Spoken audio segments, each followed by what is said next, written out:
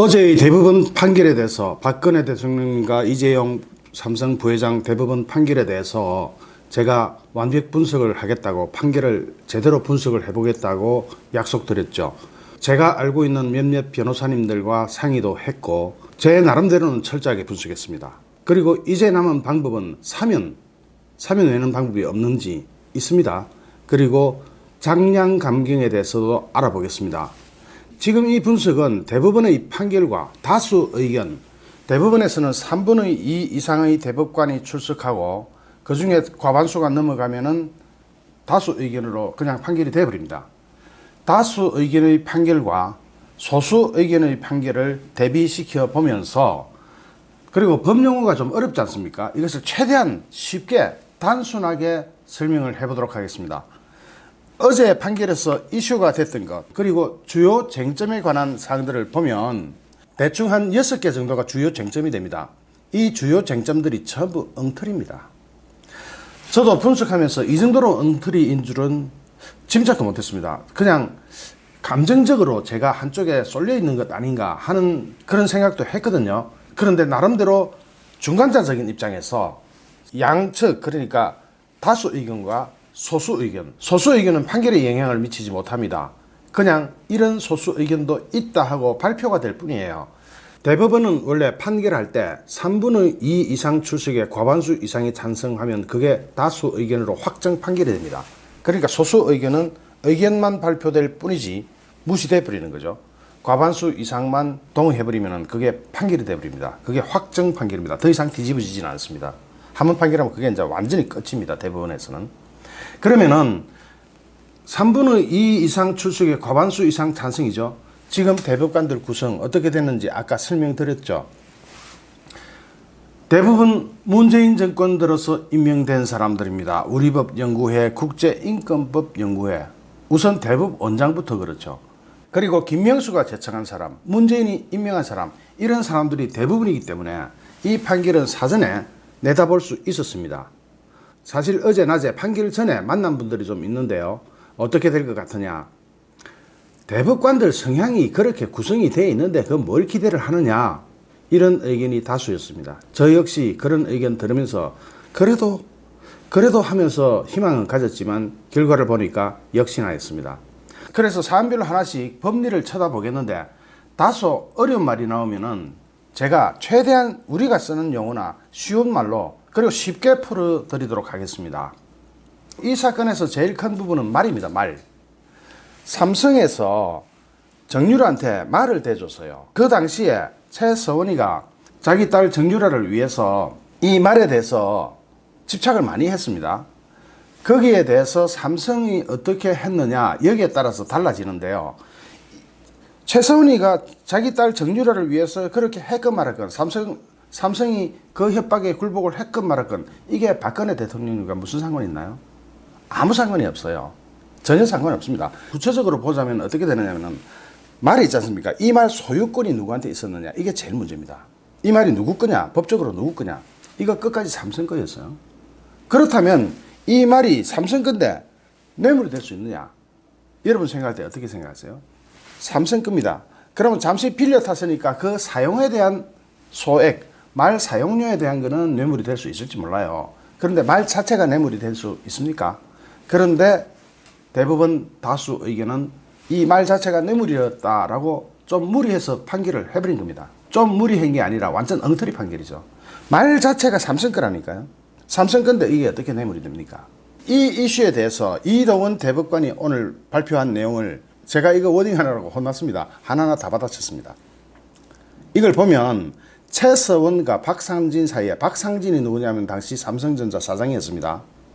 2015년 11월 5일 당시 정유라가 사용하던 말의 소유권이나 실질적인 처분권한, 이 실질적인 처분권한은 뭐냐면은 팔 때 그 말 팔 수 있는 권리, 말을 팔아가지고 그 돈을 가질 수 있는 권리, 이런 게 실질적인 처분권한이 되겠죠. 그러니까 말의 소유권 하면은 말 누구 거냐, 그리고 이걸 팔면 누구 거냐, 요 두 개 가지고 봅니다. 법에서는 그렇게 봅니다. 당시 정유라가 사용하던 말의 소유권이나 실질적인 처분 권한을 피고인 최서원에게 넘겨주기로 하는 의사의 합치가 있었다고 단정하기 어렵고, 이 말은 뭐냐면은, 자, 이거 넘겨줄게. 그럼 네가 받아라. 그러면 좋습니다. 내가 받을게요. 이거 넘겨받았습니다. 이렇게 하는 게 의사의 합치예요. 둘이 의사가 일치됐다는 거죠. 둘이서 한쪽은 줄게, 한쪽은 받을게. 이렇게 되면은 의사의 합치입니다. 그런데 의사의 합치가 있었다고 단정하기가 어렵다. 이게 단정 안 되면 이게 뇌물이 됩니까? 안 됩니까?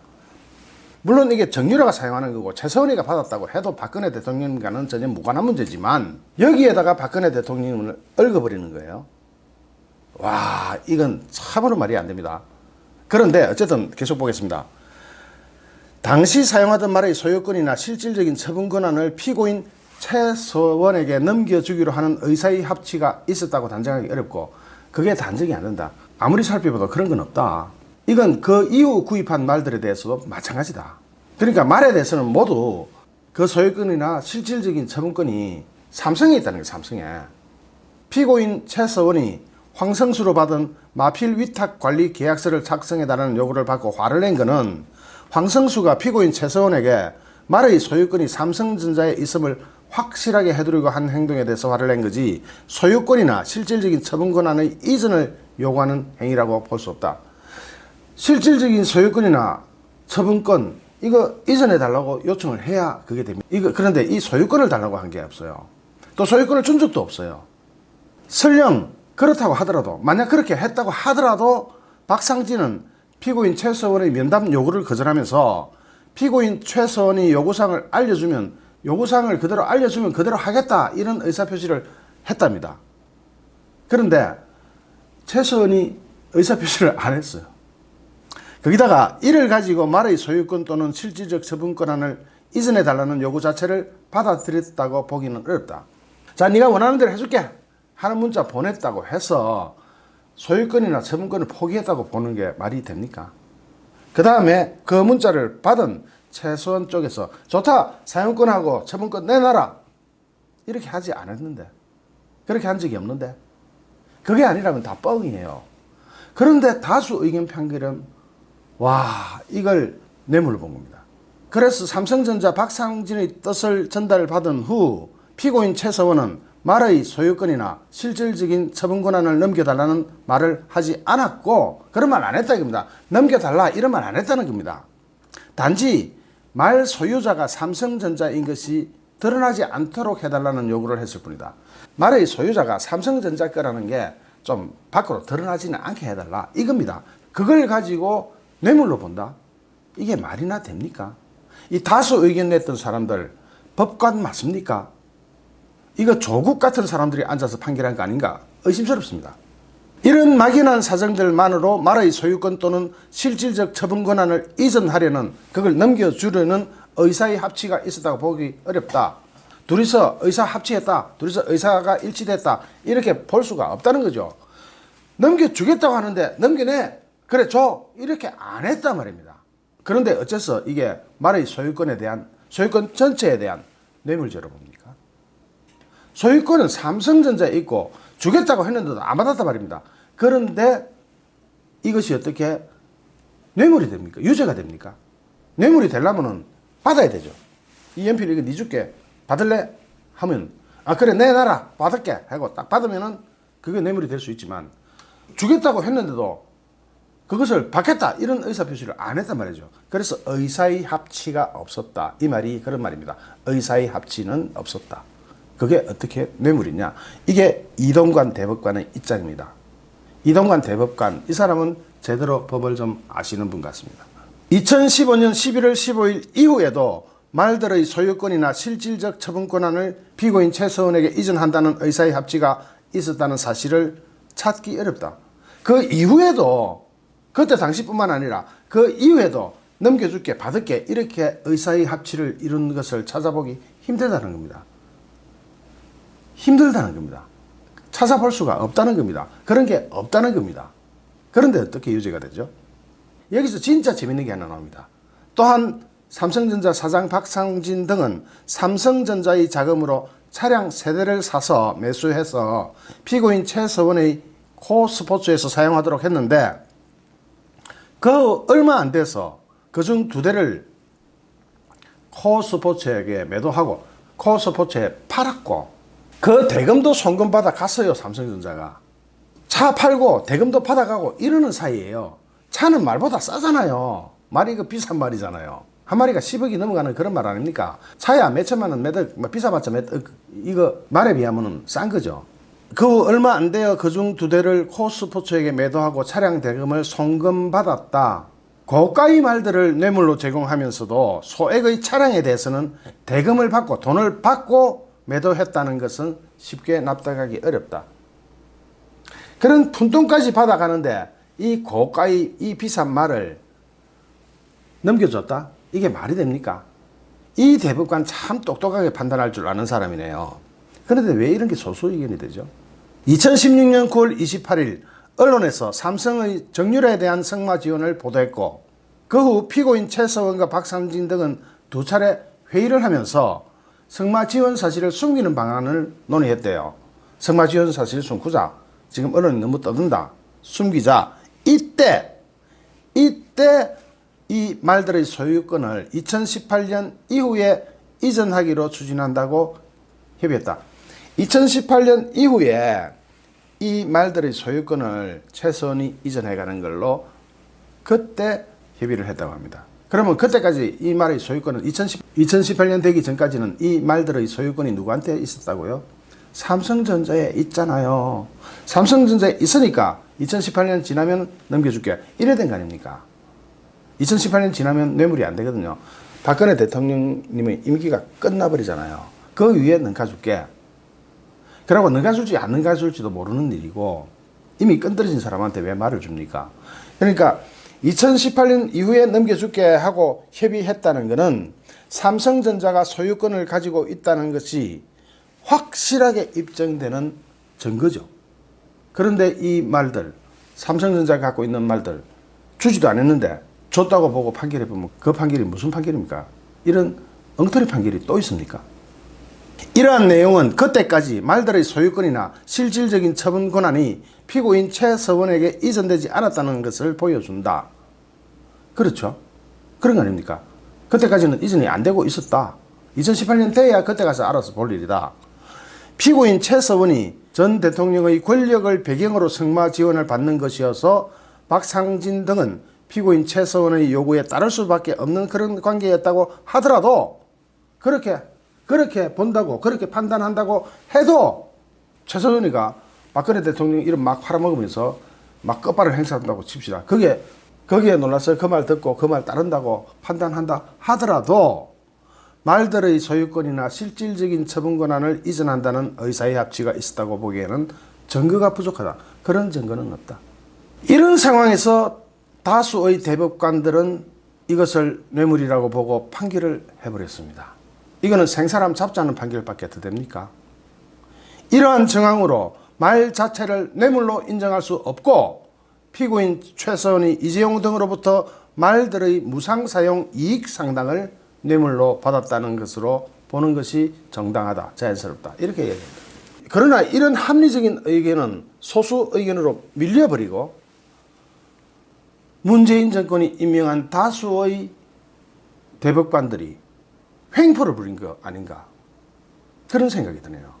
다수의 대법관이 말도 안 되는 논리를 가져다 대면서 이것을 뇌물로 몰아서 뇌물이 아닌데 삼성전자가 갖고 있는데 말 준 적 없는데 이걸 뇌물로 본다는 거죠. 그런 사실이 없는데 뇌물로 보고 다수의 횡포로 확정 판결을 해버렸다는 것. 역사가 나중에 평가할 겁니다. 반드시 이 대법관들, 다수 의견 썼던 이 대법관들 역사가 판단할 겁니다. 역사의 심판을 받을 겁니다. 다음 쟁점으로 넘어가 보겠습니다. 한국 동계스포츠 영재센터에 16억 2,800만 원을 후원했다. 이게요, 고등법원에서도 불인정됐던 겁니다. 고등법원에서도 이건 말이 안 된다. 이건 논리가 안 맞다. 이건 법적으로 죄가 안 된다. 하고 다 능가한 걸 대법원이 다시 뒤집어 버렸습니다. 완전히 죽으라고 밀어붙이는 거죠. 이동원 대법관이 다음 영재센터 관련 제3자 뇌물 수수에 관한 별개 의견 요지를 발표했습니다. 그때 삼성의 선계작업, 삼성 이재용의 선계작업이 박근혜 대통령이 이것을 협조한 것처럼 이렇게 몰아붙였습니다. 여기에 대한 사실 판단으로 한번 들어가 보겠습니다. 승계 작업은 전 대통령과 이거는 판결문 그대로 읽기 때문에 호칭이나 이런 것은 판결문에 나와 있는 그대로를 따릅니다. 승계 작업은 전 대통령과 이재용 사이에 부정한 청탁이 되는 것이므로 그 존재 여부가 합리적 의심이 들지 않을 정도로 인정돼야 한다. 그렇죠. 이것이 부정한 청탁이 되느냐 안 되느냐를 보려면 삼성의 승계 작업 이것이 있었는지 없었는지, 진짜로 승계 작업이 있었냐 없었냐, 이 존재 여부가 합리적 의심이 들지 않도록 인정돼야 된다. 이 존재 여부가 있었다 하고 확실하게 인정돼야 된다는 거죠. 확실하게 인정되지 않고 의심이 든다 이러면 이건 아니다는 거예요. 의심이 들지 않을 정도로 인정돼야 한다. 그러나 특별검사가 사실심법원에 제출한 모든 증거들을 통합해 보더라도 공소사실에서 말하는 승계 작업이 있었다고 말하기 힘들다. 승계 작업이 있었다고 말하기 힘들다. 승계 작업 없었다. 승계 작업 없는데 이게 어떻게, 자, 승계 작업이 있어야 내 저거 봐줄게 이게 되죠. 제일 먼저 조건이 승계 작업이 있느냐 없느냐 아닙니까? 이게 없으면 봐줄 게가 없잖아요. 이게 없는데 뭘 봐준다는 이야기입니까? 승계 작업은 그 전에 다 끝났는데. 승계 작업의 존재 여부가 판단의 기준이 됩니다. 그런데 이게 없었다는 겁니다. 특별검사가 주장하는 현안들 중 일부는 그것이 성공할 경우 이재용의 삼성전자 또는 삼성생명에 대한 지배력 확보에 직간접적으로 유리한 영향을 미치는 효과가 있었다고 볼 수 있는 것도 있다. 그러나 사후적 일 뒤에 일 다 떠나고 나서 또는 결과적으로 그러한 효과가 일부 확인된다고 하여 구조조정을 통한 사후의 합리화와 같은 여러 효과들 중에 하나뿐인 사정으로는, 그런 사정만으로는 승계 작업을 인정하기에는 부족하다. 이를테면 이 말이 무슨 말이냐면, 이 승계 작업이 사후적으로 사후에 자기 자신을 합리화하기 위해서 이 승계 작업이 있었다 이렇게 떠들 수는 있죠. 그런 것만으로는 이 승계 작업이 있었다고 단정하기에 힘들다. 승계 작업이 있었다고 인정하기에 부족하다. 법관 말로는 정확히 부족하다 이거네요. 그리고 묵시적인 의사표시에 의한 부정한 청탁이 있다고 하려면 당사자 사이에, 두 사람 사이에 청탁의 대상이 되는 직무집행의 내용과 제3자에게 제공되는 금품이 그 직무집행에 대한 대가라는 점에 대해서 공통의 인식이나 양해가 있어야 한다. 이거 어렵죠? 이 말은 좀 어렵죠? 뭐냐면은, 좋다, 봐줄게 하려면은, 자, 봐주는 대가는 뭐다? 봐주면 니는 어떻게 하고 나는 어떻게 한다? 그리고 제공되는 금품은 뭐다? 돈은 얼마 줄게? 100억 줄게? 1000억 줄게?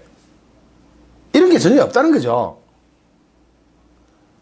그러니까 그 직무집행의 대가, 이렇게 해주면 이렇게 해줄게 하는 대가가, 이 대가에 대한 공통의 인식이 있어야 된다. 둘 다 알고 있어야 된다는 거죠. 이게 대가가 있다 없다 이런 게 알고 있어야 되는데, 그리고 그 양해도 있어야 되는데, 양해 좋다, 이렇게 봐주면 이렇게 할게, 좋아, 내가 그거 양해하지, 이런 게 있어야 되는데, 이 사건에서 승계 작업을 인정하기 어려울 뿐만 아니라 승계 작업 자체가 없으면 이 말이 됩니까 안 됩니까? 이 둘이서 주고받는, 제가 방금 이야기했던 그런 말이 승계 작업이 없었다 그러면 이게 말이 안 되죠. 그래서 이 사건에서 승계 작업을 인정하기 어려울 뿐만 아니라 이재용과 전 대통령 사이에 승계 작업에 관한 전 대통령의 직무 집행의 내용과 영재센터 지원금이 그 직무 집행의 대가라는 점에 대한 공통의 인식이나 양해가 있었다는 것이 합리적 의심을 배제할 정도로 증명되었다고 보기는 힘들다. 이건 더 어렵죠. 말이 좀, 법관들이 본래 이렇게 말을 꼬아댑니다. 이건 뭐냐면은, 승계 작업이라는 게 원래 없었지만은 승계 작업을 하겠다 하는 데 대해서 박근혜 대통령이 이해를 하고 있어야 된다는 거죠. 아, 이 승계 작업이 있구나, 이걸 알고 있어야 된다는 거죠. 모르고 있다면 이것도 말도 안 되는 거예요. 승계 작업에 관한 전 대통령의 직무집행 내용과, 그러고 승계 작업을 하려면 내가 뭘 해줘야 되겠다, 내가 뭘 해줘야 되겠다 하는 그 직무집행, 대통령의 직무집행에 대한 내용, 이런 게 있어야 되죠. 그리고 이 내용이 영재센터 지원금이 바로 그 대가다, 이런 걸 알고 있어야 되는 거죠. 거기에 대한 둘 다가 이걸 알고 있어야 되지 않습니까? 한 사람만 알고 있어서는 안 되고 둘 다 이런 인식이 있어야 되는데 그런 공통의 인식이나 양해가 있었다는 것이 증명이 안 됐다. 합리적인 의심을 배제할 정도로 남들이 봐도 누구도 이 선계 작업에 대한 대가에 대해서 그거 맞구나 하고 인정할 수 있을 정도가 아니다. 이런 거죠. 이게 합리적인 의심을 배제할 정도로 증명되었다고 보기는 어렵다. 그게 말이 안 된다. 그런 거는 합리적인 의심하면은 다 이게 거짓말인데 이게 말이 되느냐 이 말입니다. 합리적인 의심을 해보면 이거 순 엉터리 아니냐 이런 말이에요. 그걸 법률적으로 이렇게 쓰는 겁니다. 자, 여기에 대해서는 우리 일반인들도 알고 있어야 됩니다. 범죄 사실은 검사가 증명해야 되고 검사가 증명하지 못하면 이 범죄 사실은 없습니다. 그런 거는 무죄입니다. 검사는 범죄 사실을 증명해가지고 판결을 요청해야 돼요. 그런데 범죄 사실에 대해서는 검사가 하나도 제출 못하면서 있었을 것이다 이렇게 하면은 처벌이 안 됩니다. 범죄 사실은 검사가 증명해야 하고 그와 같은 증거가 없으면 무죄로 판단해야 한다. 법원은 검사가 증거를 제시하지 못하면 무죄로 판단하는 것이 법이다. 그것이 법이다. 무죄로 판단해야 한다. 이렇게 이동원 대법관이 딱 찔러서 이야기합니다. 딱 찍어서 이야기합니다. 따라서 부정한 청탁이 있었다고 인정한 원심의 판단에는 논리와 경험의 법칙을 위반하여 자유심정주의 한계를 벗어나 중대한 사실을 오인하였거나 제3자 뇌물수수죄에서 부정한 청탁에 관한 법리를 오해하여 판결에 영향을 미친 잘못이 있다. 원심, 즉 고등법원은 이런 사실들도 모르고 판단했으니까 그 판결 무효다 이거예요. 간단히 이야기하면 그겁니다. 그 판결은 법리를 오해했고 부정한 청탁에 대한 법리를 오해하여 판결에 영향을 미쳤다. 잘 모르고 판결했으니까 엉터리다. 그런 판결을 하면 안 된다. 이게 이동원 대법관의 판결 요지예요. 소수 의견 요지예요. 그런데 다수 의견들로 유죄를 만들어서 몰아붙여 버린다면 그 판결이 판결입니까? 그건 엉터리 아닙니까? 그건 거짓말 아닙니까? 그렇게 하면 안 되죠. 그런데 그것이 확정 판결로 쓰여버렸고 이동원 대법관의 이런 이성적이고 법률적인 이런 판단은 묻혀버렸습니다. 참으로 억울한 일입니다. 그 다음에 미르재단, K재단 우리 참 많이 들었던 거죠. 출연금 204억 이거는 1심에서도 2심에서도 대법원에서도 다 그건 말이 안 된다. 불인정, 무죄다 이거는. 그러면 그동안 미르재단이니 K재단이니 그렇게 씹어대던 사람들 이거 다 가짜뉴스죠. 참으로 나쁜 사람들입니다. 정말 앞지르고 나쁜 사람들입니다. 그 다음에 최순실 코어스포츠 용역대금 36억 3,484만원 여기에 대해서는 박상욱 대법관이 뇌물수수죄와 공동정범에 대하여라는 제목으로 소수 의견을 냈습니다. 이거 이동원 대법관님에 이어서 이 박상욱 대법관님 굉장히 이성적인 사람입니다. 제대로 봤습니다. 이거 대법원에서 인정됐는데요. 그러면 안 됩니다. 박상욱 대법관님의 법리에 대해서 들어보겠습니다. 형법은 지금 이 소수 의견은 이 판결에는 조문 이렇게 나와가지고 조금 따분할 수 있습니다. 그 부분 제가 빨리 읽고 넘어갈게요. 대신에 해설은 명확하게 하겠습니다. 알아듣기 쉽게 누구라도 이해할 수 있게 해설하겠습니다. 형법은 제129조 제1항 뇌물수수죄와 별도로 제130조에서 제3자 뇌물수수죄를 규정하고 있다. 뇌물죄와 뇌물수수죄는 형법상 조문이 다르다. 이게 서로 다른 죄다 이겁니다. 그러니까 형법에는 뇌물수수죄와 제3자 뇌물수수죄는 다르다. 이렇게 규정이 되어 있는 겁니다. 그러면은 요걸 열로 붙여서도 안 되고 요걸 열로 붙여서도 안 됩니다. 형법이라는 게 그렇습니다. 요거 갖다가 요거처럼 쓰고 요거 갖다가 요거처럼 쓰고 그러면 안 됩니다. 법관은 그러면 절대로 안 됩니다. 뇌물수수죄와 제3자 뇌물수수죄를 비교해보면 공무원이 직접 뇌물을 받지 않고 정여자로 하여금 제3자에게 뇌물을 공유하도록 한 경우에는 부정한 청탁을 받고 그와 같은 행위를 하였을 때 하나여 거기에 하나여 뇌물수수죄와 같은 형으로 처벌하고 만일 부정한 청탁을 받지 않았다면 처벌하지 않는다는 취지 그런 거다. 제3자 뇌물수수죄도 처벌조항이 있죠. 그것은 뇌물수수죄에 의해서 처벌할 수 있는데 이때는 부정한 청탁을 받고 그와 같은 행위를 했을 때만 제3자 뇌물수수죄도 뇌물수수죄처럼 처벌할 수 있다. 이겁니다. 뇌물수수죄의 공동정범에서 말하는 공동가공의사 내용은 특정한 이 공동가공의사 내용 이런 게 좀 복잡하죠. 공동가공은 일을 만들어낸다는 겁니다. 둘이서 함께 이렇게 일을 하자. 이게 공동가공이에요.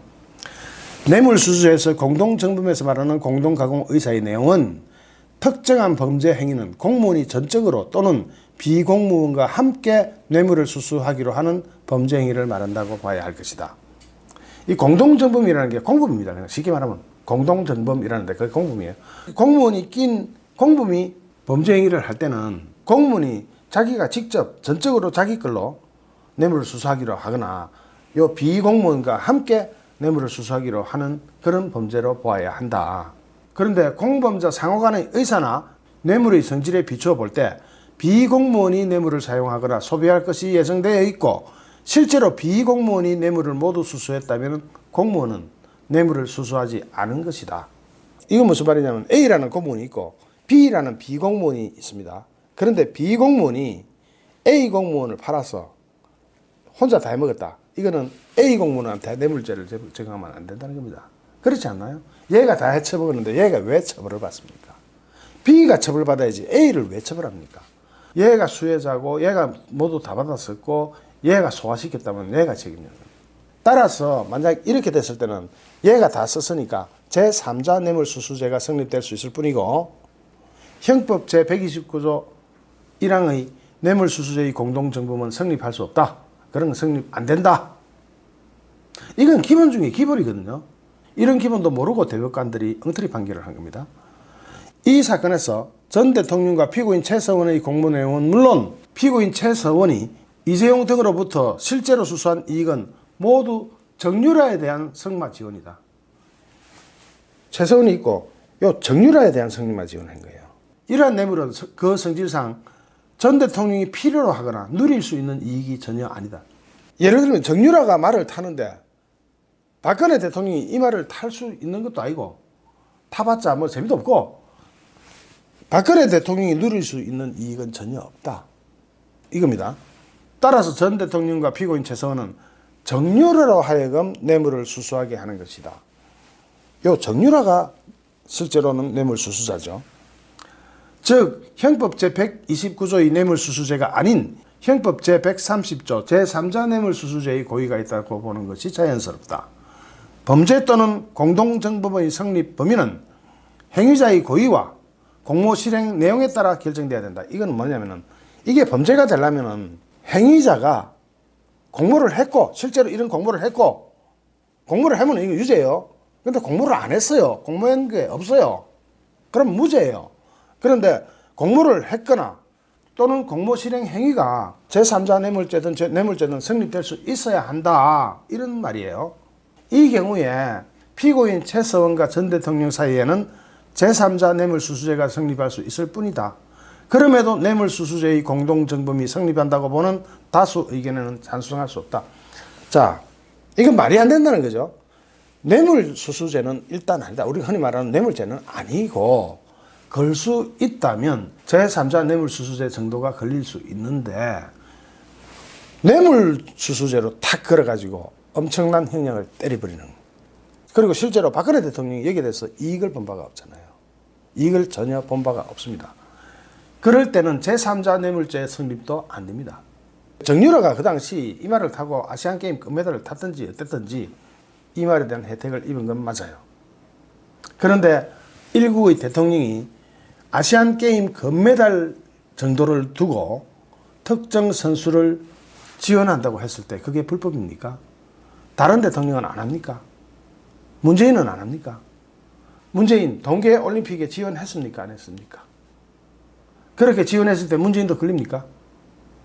스포츠 행위에 더군다나 아시안게임 금메달리스트한테 스포츠의 발전을 위해서 한 것이 뇌물입니까? 그 다음 정유라 말세필 이것에 대한 보험료 이것이 뇌물이다. 그런데 이건 또 불인정했어요. 자 보세요. 여기서 스텝이 꼬입니다. 스텝이 왕창 꼬입니다. 말이 뇌물이라면 말한테 준 보험료도 뇌물이 돼야 되죠. 그런데 이 보험료는 또 뺐어요. 워낙 말이 안 되니까 이 보험료 나오면 누가 탄다? 삼성이 탑니다. 말이 삼성 거니까 말 죽어가지고 보험료 나오면 삼성이 탑니다. 그럴 때 이게 뇌물입니까? 말이 죽으면 보험료가 나올 텐데 그 보험료는 삼성이 가져가는데 말 소유권자가 삼성인데, 그래서 이거는 또 불인정을 했어요. 그렇다면 말에 대한 모든 것도 불인정입니다. 죄가 될 수가 없습니다. 이것을 제가 어느 변호사한테 물어봤더니 우습디다. 그러냐? 자, 보십시오. 아무리 생각해도 이게 스텝이 왕창 꼬여버렸죠. 말에 대한 보험료가 무죄인데 죄가 안 되는데 삼성 자기 말을 보험에 들고 그 보험료 낸 겁니다. 말이 만약에 죽어버리거나 다쳐버리면, 말은 다리 부러지면 못 씁니다. 그 말은 가치가 제로입니다. 말은 다리가 통뼈이기 때문에 다른 동물하고 달리 말 다리는 통뼈입니다. 뼈가 한 개예요. 우리 팔에 뼈 두 개입니다. 우리 팔 다리에도 뼈 두 개입니다. 그런데 말은 뼈가 하나예요. 그래서 다리를 다쳐버리면 못 씁니다. 이럴 때 보험료가 나와요. 그 보험료 누가 가져간다? 정유라가 가져가요. 삼성 건데 어떻게 정유라가 가져가요? 그래서 삼성 자신은 자기 말에 대해서 보험 들고 보험료 낸 거예요. 그러니까 이거는 아무리 봐도 유죄로 밀어붙일 수가 없으니까 무죄로 때렸습니다. 그렇다면 말에 대한 모든 것도 무죄가 되죠. 상식적으로 그렇지 않습니까? 그 다음 코아스포츠 뇌물 약소액 213만 원. 이거는 1, 2, 3심 전체가 다 불인정해가 무죄 때렸네요. 결국 좌파 대법관이 마구잡이로 밀어붙이려고 그래도 무죄가 되잖아요. 이거는 도저히 그렇게 할 수가 없어요. 그런데 그런 설을 퍼뜨리고 그렇게 했던 사람들, 그걸 추진했던 특별검사, 이런 사람들 정말로 나쁜 사람들입니다. 그 죄를 반드시 받을 겁니다. 이와 같은 이성적인 법률 판단에도 불구하고 다수로 몰아붙여 버렸습니다. 그래서 죄를 더 키워놨습니다. 이 경우에 박근혜 대통령님은 고법의 파기환송심, 이게 고법으로 돌아가거든요. 고등법으로 돌아갑니다. 다시 재판에서, 다시 대법원에서 올려서, 다시 대법원에서 확정 판결을 해야 끝납니다. 그때부터 사면의 대상이 될 수 있습니다. 대법원의 확정 판결 이전에는 사면이 안 됩니다. 결국은 사면 기간만 찍 늘려놓은 거예요. 지금 만약 박근혜 대통령님이 사면돼 버리면 문재인 입장이 굉장히 난처해져 버리죠. 그래서 그렇게 한 거 아닌가 싶습니다. 시기적으로 볼 때 파기환송심 끝나고 다시 대법원으로 올라가서 확정 판결이 나오려면 올해는 넘어가야 될 겁니다. 그렇게 되면 빨라야 내년 초가 돼야 사면이 거론될 수 있습니다. 이 사면을 하느냐 마느냐 하는 것은 문재인 정권의 정략적 판단이죠. 무조건 이건 문재인이가 정략적으로 판단하는 문제입니다. 그러나 우리는 압력을 계속 넣어야 되겠죠. 사면하라. 그런데 그전에도 방법이 전혀 없는 것은 아닙니다. 있다면 형집행정지가 있습니다. 다만 형집행정지로 나오게 되면 사면되었을 때와는 달리 활동은 많이 제약되겠죠. 그렇지만 제 생각은 일단 그 지옥에서는 빨리 나오셔야 합니다. 고령에다가 여성인데다가 몸이 아파가지고 참 힘들게 계시잖아요. 왜 자꾸 가둬놓습니까? 참으로 피도 눈물도 없는 문재인 정권입니다. 지금 박근혜 대통령님의 건강 상태나 또는 나이 고령으로 볼 때 반드시 형집행정지가 나와야 됩니다. 이것은 법 이전에 최소한의 인간이라면 최소한의 인권과 인도적 차원에서 다루어져야 될 문제입니다. 그렇지 않습니까? 어쨌든 박근혜 대통령님에 대한 사면은 내년 초에부터 합법적으로 거론될 수가 있고 그 이전에는 사면을 아예 할 수가 없습니다. 대통령도 할 권한이 없습니다. 그 이전에는 형집행정지라는 방법이 있을 뿐입니다. 이제 남은 방법은 이것 외에는 없습니다. 그리고 내년 초가 되면 대법원 확정 판결이 되면 이게 언제 될지는 사실은 몰라요. 내년 초가 될지 또 질질 끌으면 내년 후반기까지 갈지 그것도 몰라요. 또 질질 끌으면 언제까지 갈지 몰라요.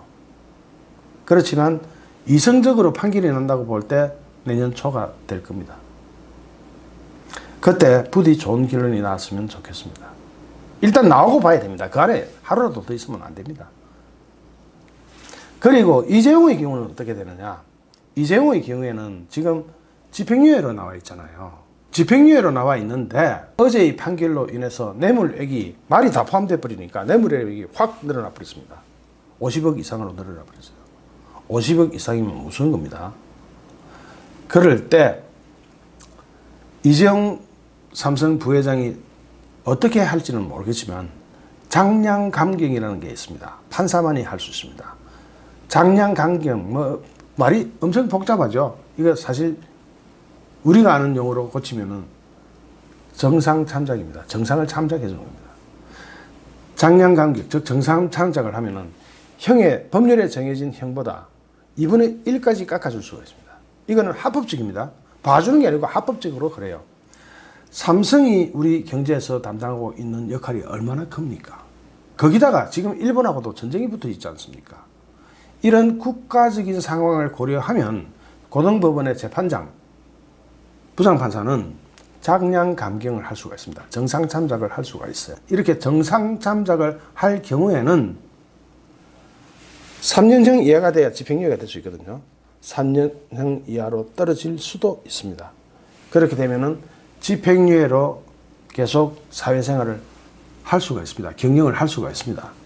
이재용 삼성 부회장에게 남은 기회는 고등법원에서 장량감경을 받아내는 수밖에 다른 방법은 없습니다. 대법원에서 이렇게 다수들이 모여서 소수 의견 무시하고 그것이 정당한 것임에도 무시하고 이렇게 어거지 판단을 해버렸을 경우에는 다른 방법으로 남아있는 것은 없습니다. 대법원에서 일단 한번 판결한 것은 판례가 돼서 뒤집을 수가 없습니다. 절대로 안 됩니다. 그건 어떤 경우에도 안 된다고 보면 됩니다. 뭐 재심 청구하는 경우가 있는데 그거는 이 경우에 해당되지도 않고, 그러면 지금 삼성 부회장한테 남은 것은 이거밖에 없습니다. 장량감경, 정상참작. 그래도 삼성 부회장 이재용에게는 고등법원에서 장량감경이라도 노려볼 수 있는 기회라도 있어서 다행입니다. 박근혜 대통령님은 어떻게 되나요? 장량감경에 해당하기도 힘들고요. 해봤자 집행유예 이런 게 안 됩니다. 박근혜 대통령은. 워낙 선고된 형량이 크고 대법원에서 완전히 어제의 판결을 만들어 붙여버렸기 때문에, 어거지로 밀어붙였기 때문에 그것이 확정 판결이 되어버렸기 때문에 방법이 없습니다. 사면과 형집행정지, 이 두 가지의 희망을 걸어봅시다. 이거 분석하느라고 여기에 대해서 워딩하고 변호사들하고 상담하고 모자라는 법 지식 공부하고 하느라고 시간이 참 많이 투입됐습니다. 긴 시간 시청해 주셔서 정말 고맙습니다. 좋아요, 구독하기, 공유하기는 저에게 엄청난 힘이 됩니다. 감사합니다.